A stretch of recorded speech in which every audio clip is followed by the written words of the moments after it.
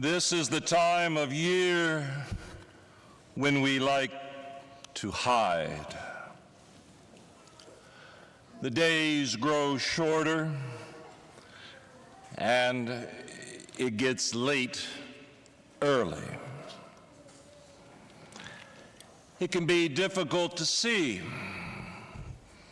tough to figure out just how things should be. Costume stores and fabric shops are busy, abuzz, as we seek to disguise our true appearance. We know that ghosts and goblins and witches and scary monsters are all part of the season. And so as children beg for treats and adults gather for parties this week, we will aim to keep others from knowing who we are. Truth be told, however, we don't need much help dressing up. We do a pretty good job of concealing our true identities. In that regard, we're not that different from the Pharisee in our gospel today. He wore a mask of self-righteousness to hide his true identity. This man had apparently learned the art of diminishing others in order to elevate himself, at least in his own mind. And he uses his prayer, or better yet, misuses his prayer to dismiss a tax collector, one who was already despised and viewed unfavorably by society.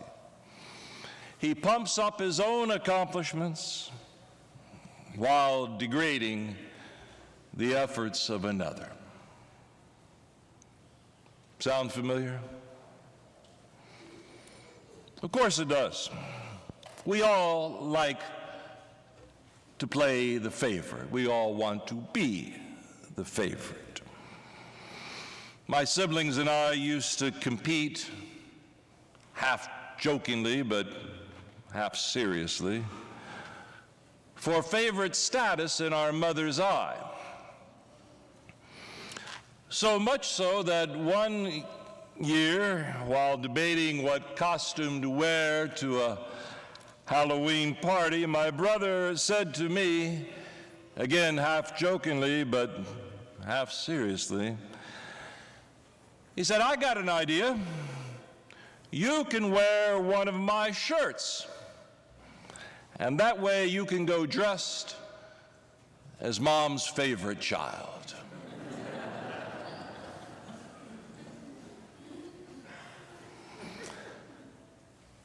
Perhaps you don't have a sibling rivalry, don't have to concern yourself with winning favor, but I'm willing to bet we've tried at some point to convince ourselves that we are favored in God's eye.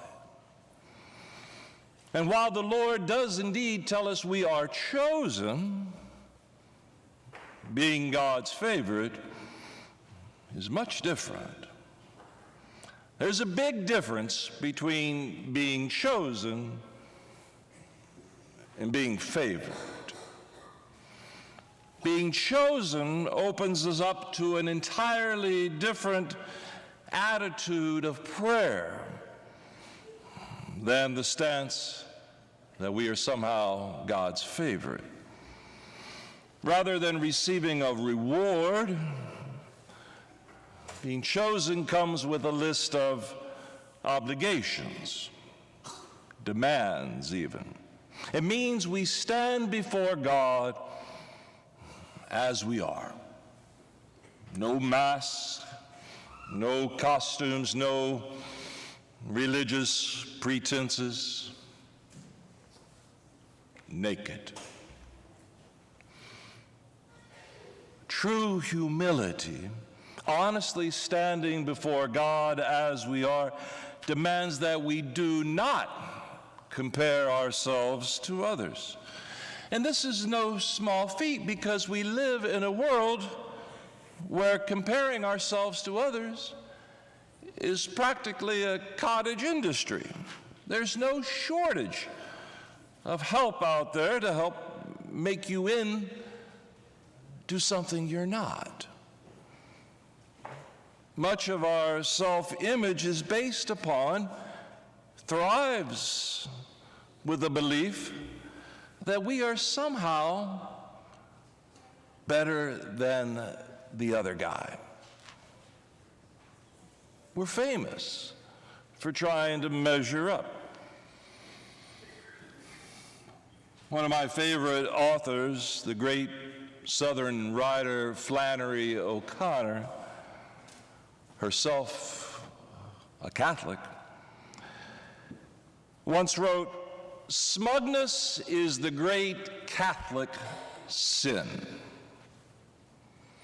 I find it in myself, and I don't dislike it any less."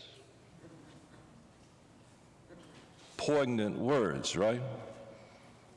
Smugness is a great sin, and one all too easy to fall prey to. And it's at the heart of Jesus' words in his parable today. You know, honestly, there's not much difference between the Pharisee and the tax collector. To look at them in prayer, just as an outside observer, you would be hard-pressed to tell who is who. Both are in need of God's mercy. And though the Pharisee was the one of the leading religious figures of the community, it was the tax collector, the one who was despised, who understood best what it means to be dependent upon God. We are told that the Pharisee prays to himself. That should be the first clue that something is amiss. Who prays to self? He uses the word I 4 times in his prayer. I do this, I do that. The tax collector, on the other hand, simply prays to God for mercy. There is no I in his prayer. O God, be merciful to me, a sinner. He's totally dependent upon God's action, not his own resume. Sisters and brothers, what is our attitude as we stand before God? Do we pray to ourselves or to God? Do we pray a prayer of self-justification, of that great Catholic sin? Or is it a prayer of heartfelt contrition? On our terms or on God's? Do we view ourselves as God's favorite or one who has been chosen and sent?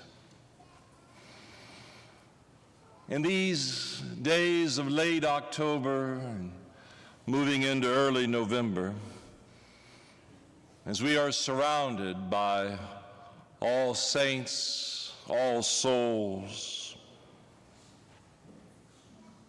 ghosts and goblins, when we laugh and dress up at death make merry? Will we stand before God as we are, dare to do so? Or will we attempt to hide behind a mask of feigned holiness, religious superiority? Naked we entered into this world, and naked we shall return. In the interim, how will we choose to clothe ourselves? In the mercy of Christ's glory, or just a brilliant disguise?